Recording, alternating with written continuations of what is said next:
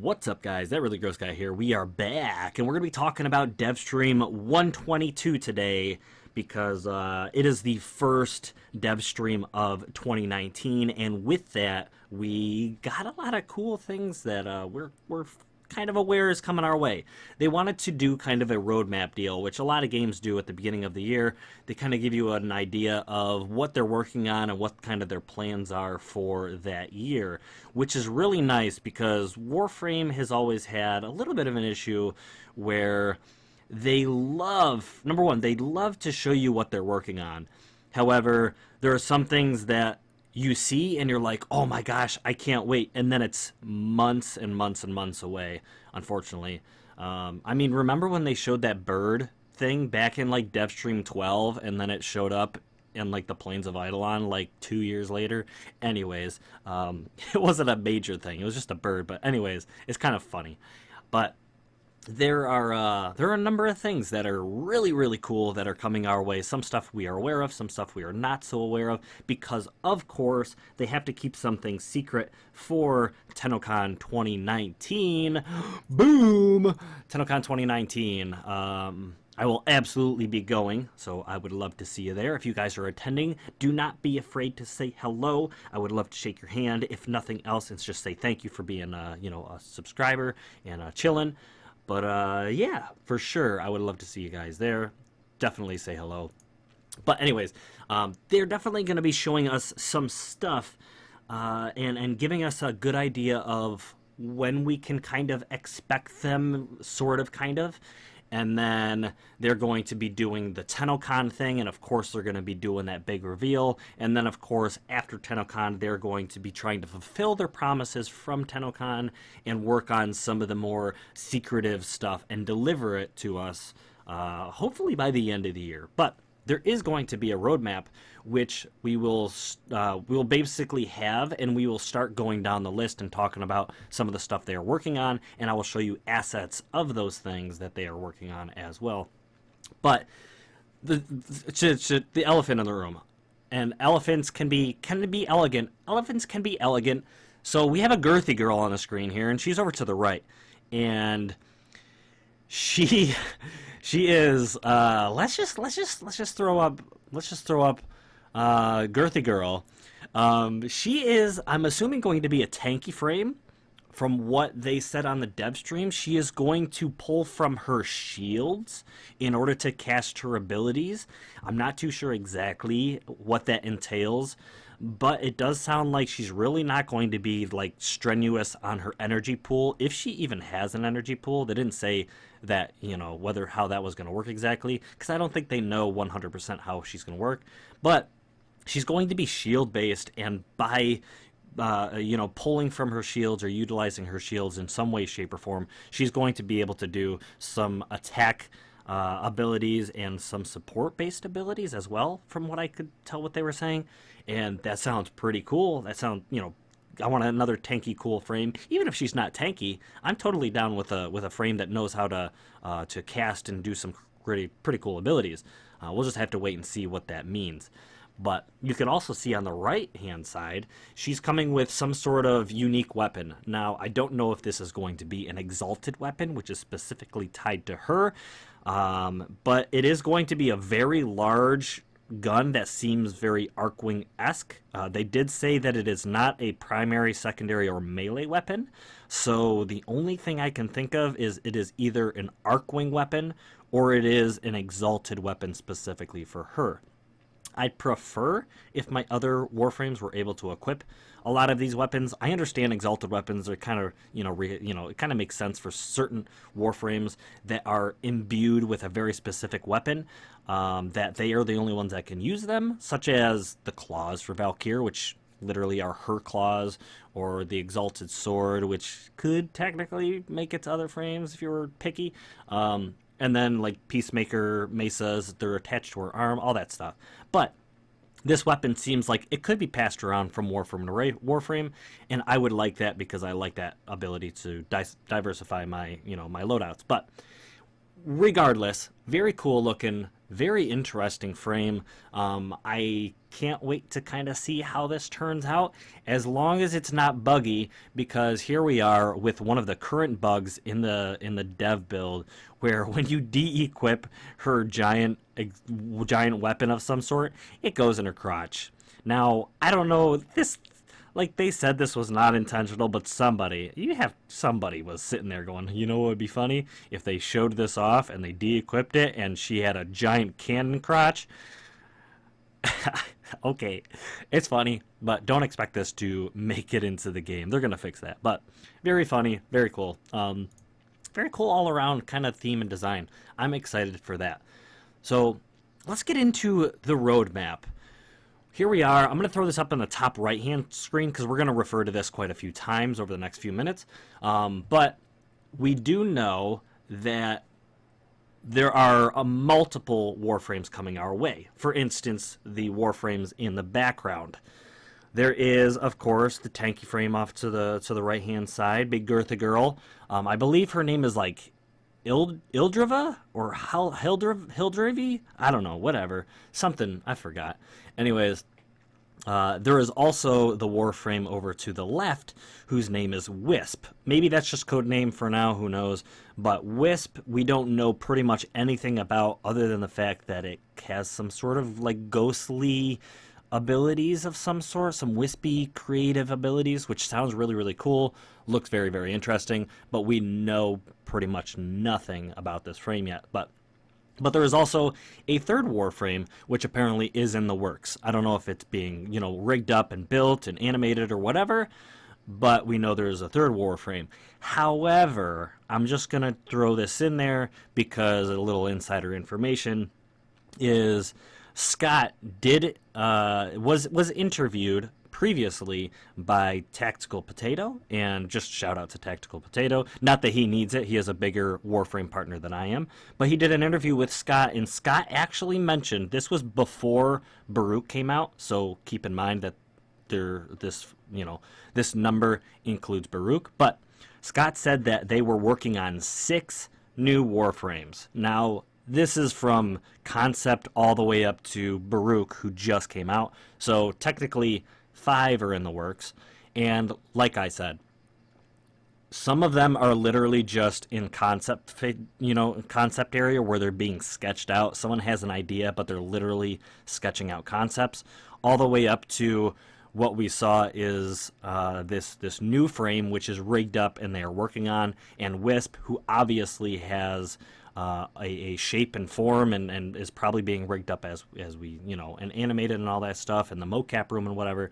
But 2 for sure that are, I don't want to say right around the corner, but a lot of progress has been made. There's a third one that we that apparently has made it into the clear, and then there's 2 from what I can tell, because they didn't mention those 2 other secret Warframes, which probably are just, like I said, concepted right now. But very, very interesting.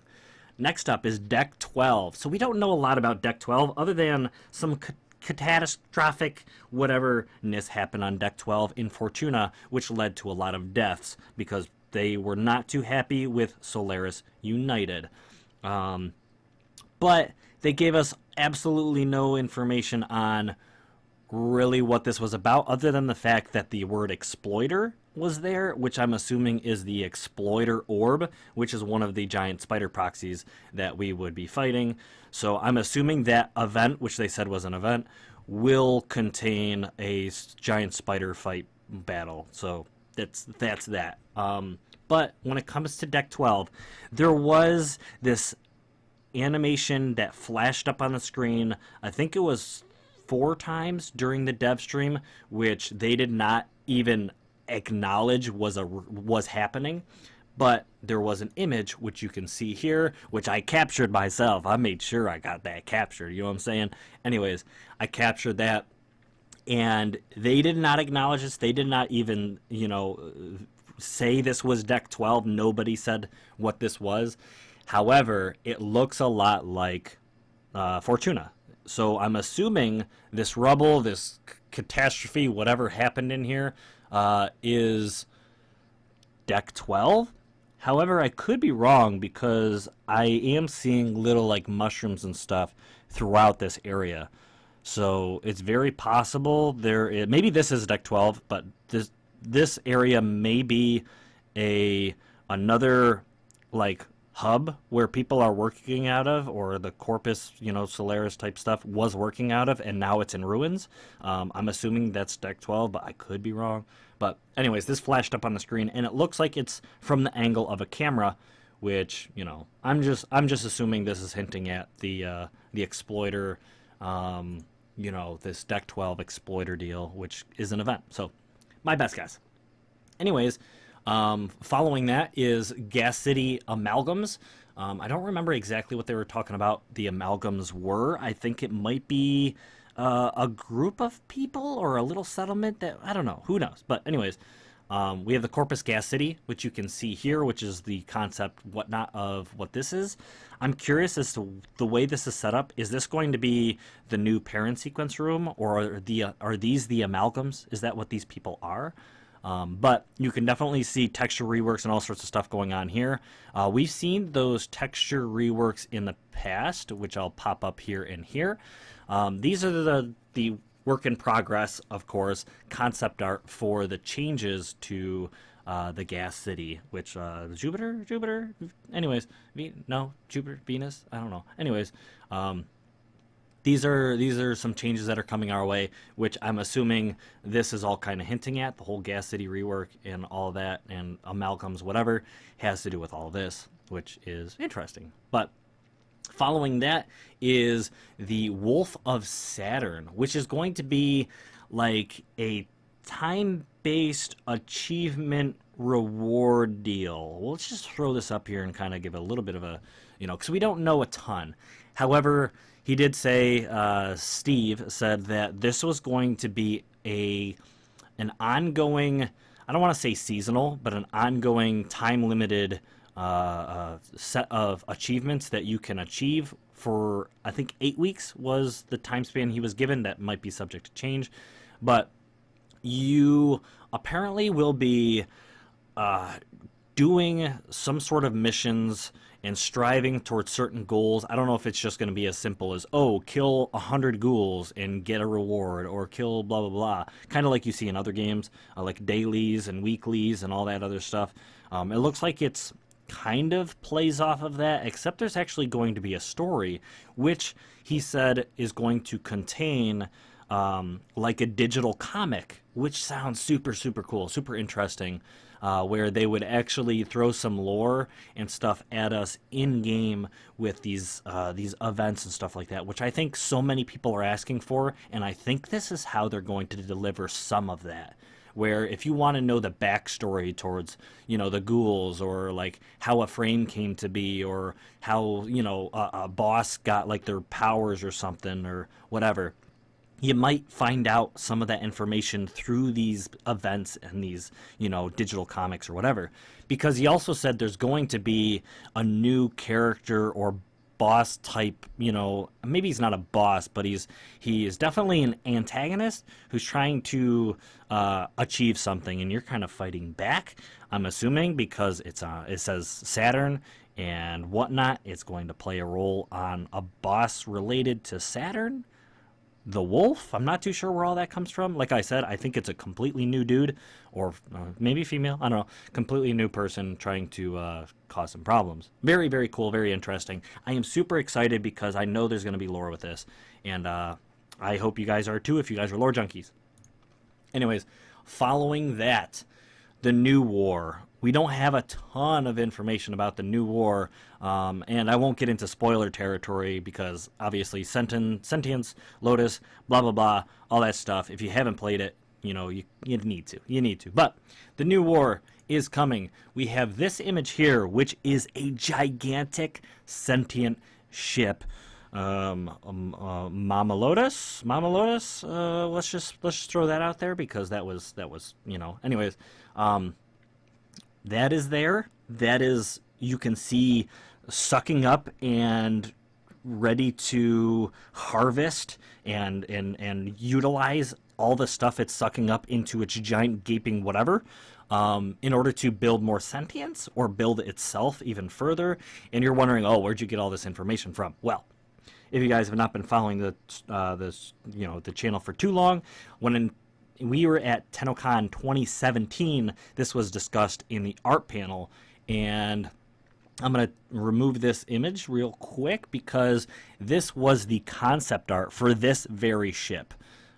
This thing ends up it ends up going through space, grabbing up debris and planets and destroyed ships or whatever, and then it actually harvests and picks those things apart from what they said at the Devstream, to either build itself, continue to build itself and grow bigger and bigger and bigger, and potentially build more sentience or repair more sentience or repair itself, whatever. But it is a growing mass of sentient technology that is just apparently getting bigger and bigger as it, I'm assuming, heads towards our solar system. So sentients are going to be a big deal. I think that's what the whole new war is kind of alluding to. So very, very cool. That's the old art. This is the new recent art. Very interesting. I am super excited about this deal. So up until this point, they were kind of alluding to the fact that all of this we have just talked about, they want to be done before TennoCon.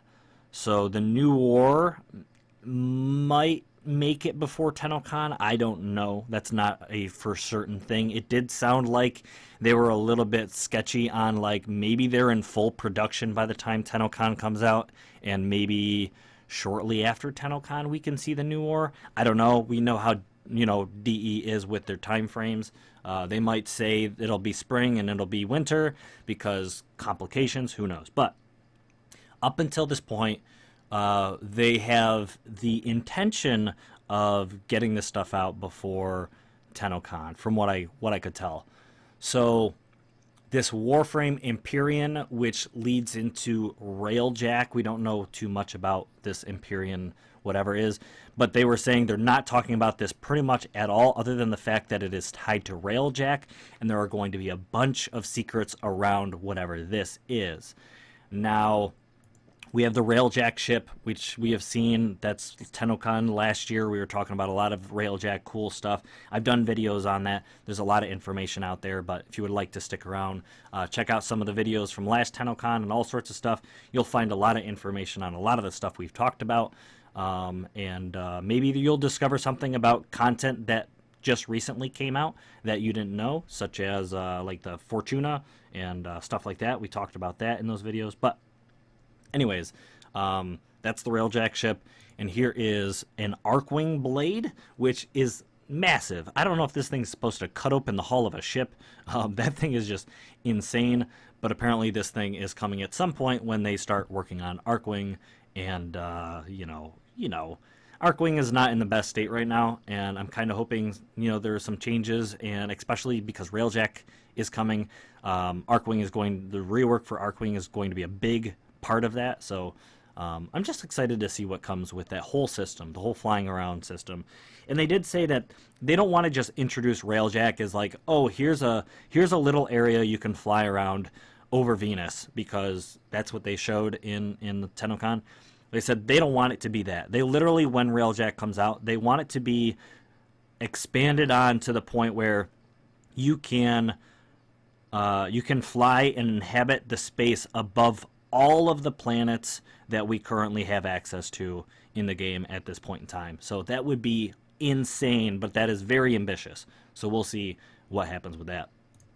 All right, so the Plains of Devuri. This is the last major thing for us to talk about, which we also pretty much know nothing about.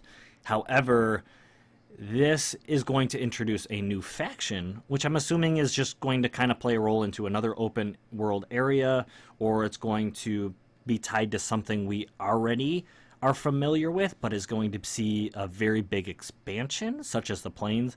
Maybe not, or it's just going to be, because let's just take a look at this new faction.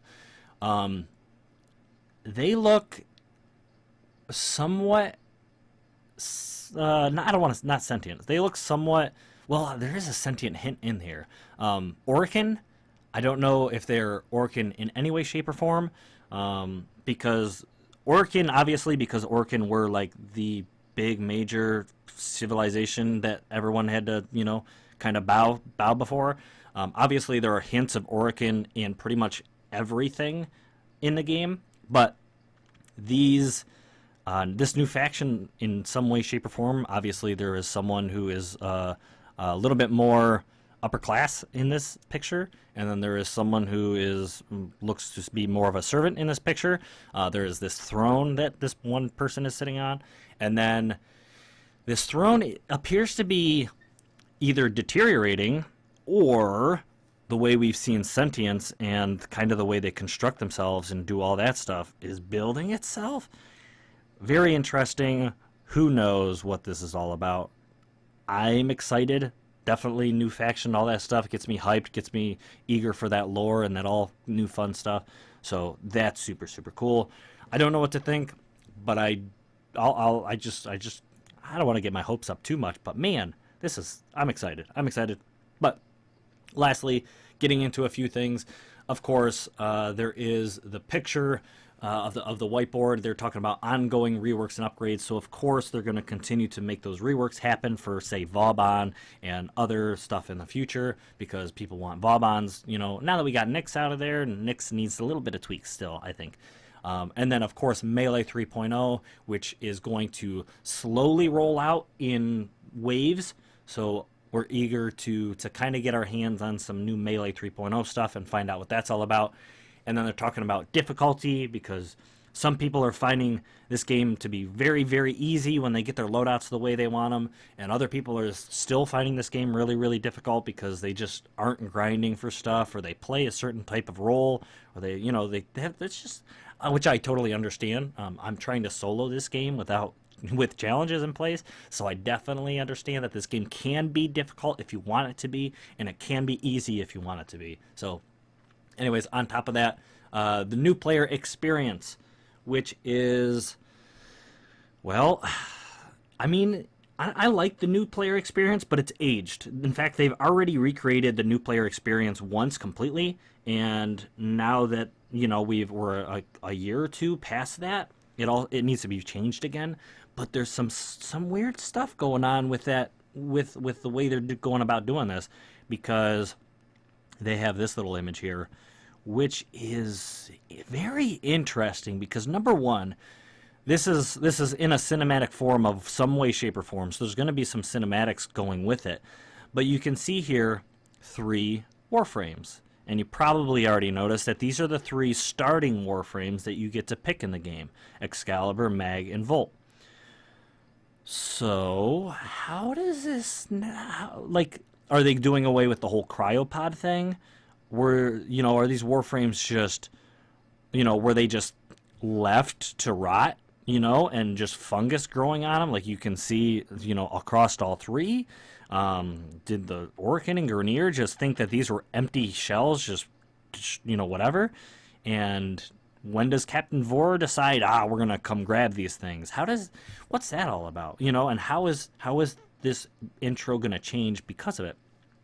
I don't know. Very interesting. I am really excited to find out how that works. But you guys notice that there is someone, standing right in front of us in the foreground. And if you guys are familiar with the operator, who I won't go into spoilers, but we're not supposed to know this operator even exists or is a thing until, a major cinematic quest in the game. So who is this character? Because as far as we know, this should not be our operator, or the operator. I don't want to try not to spoil stuff. Anyways, so who is this? Question mark? Anyways, that's pretty much it. Last thing is some trade changes as a little UI thing. It's going to make it so that you can trade 6 items at once, which allows you to say, trade the Akjagara all in one trade. So they're kind of expanding on stuff like that. Little quality of life stuff they are working on. But for the most part, that is everything, assets and all. Speaking of assets, I mean, let's get rid of that roadmap. And anyways, speaking of assets, that is all we pretty much know as of Devstream 122 about what they are working on in 2019. A whole lot of information to digest. Sorry this video took so long, but I felt like we really needed to get through a lot of it. In fact, I didn't even go over the Tenogen round 15. I will be doing a video of that, which you guys can see. I'm just gonna say tomorrow. I'm gonna get that out for tomorrow, so you guys can see everything that's coming in Tenogen Wave 15. And it's not a lot, but it's stuff, and I hope you guys are looking forward to that. I hope you guys are looking forward to 2019, because, wow, that is going to be it for me, guys. Thank you very much for watching. I hope you guys did enjoy this video. You know what? If you made it to the end of this video, I'm going to put up some codes for Platinum. First person to type in the code on the platform that this is designated to, so PC, you will see PC code. PS4, you will see PS4 code. Xbox One, you will see an Xbox One code. Actually, Switch, you will also see a code for. On the screen right now, first person to type that in will get the Platinum. But that's my way of saying thank you. Thank you for making the end of the video. I appreciate you guys. And, yeah, I will see you guys again in the next video. Blah!